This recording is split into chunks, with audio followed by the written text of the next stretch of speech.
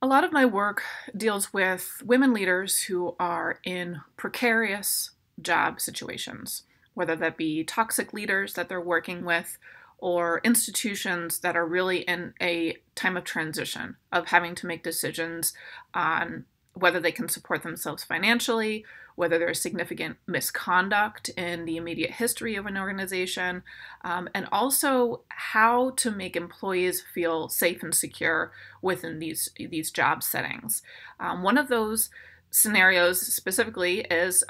Protestant denominations. I used to be clergy serving in the Presbyterian Church, and a recent development there, which has caused me to make this video, is the Board of Pensions within the denomination is unable to support the full benefits that it typically would for full-time clergy, and they're asking local congregations to fill in that gap, many of which cannot financially support that expectation of providing pension and benefits for their full-time clergy. So when you have a situation where an organization isn't able to fulfill the contractual needs for the employees within its organization, it creates a really precarious space for leaders, particularly those who are minoritized individuals, including women who I predominantly work with. And it places them in a position where they are expected to sort of solve the unsolvable needs of an institution, but also do it within these very prescribed expectations of how, in this case, a woman leader should act. And it creates a double bind, which can be very psychologically damaging to those who are in those situations.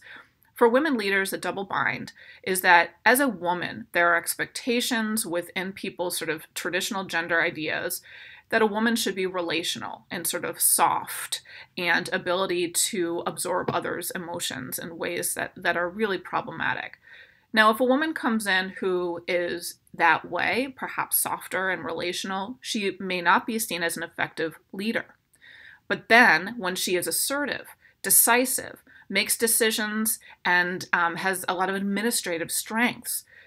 yes, that's seen as a really reliable and competent leader, but perhaps not performing those gender narratives of being the soft-spoken, compliant female.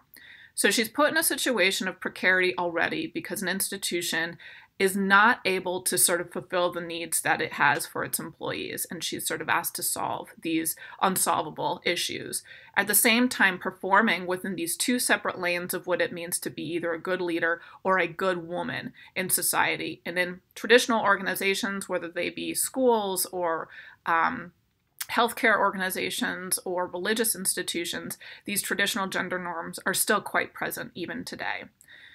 So when I talk to women about the precarity of their job situation and whether it's sustainable, the big question is, do you feel safe psychologically and or physically? And when you have someone who's working in a caregiving profession, teacher, healthcare worker, clergy, community organizer, there is a deep sense of purpose and sort of call, if you will, to serve others. And that can be extremely problematic because it places the leader in the position of overriding these feelings of unsafety or precarity within their jobs and to sort of take on additional stressors in order to continue to fulfill this higher calling that they feel.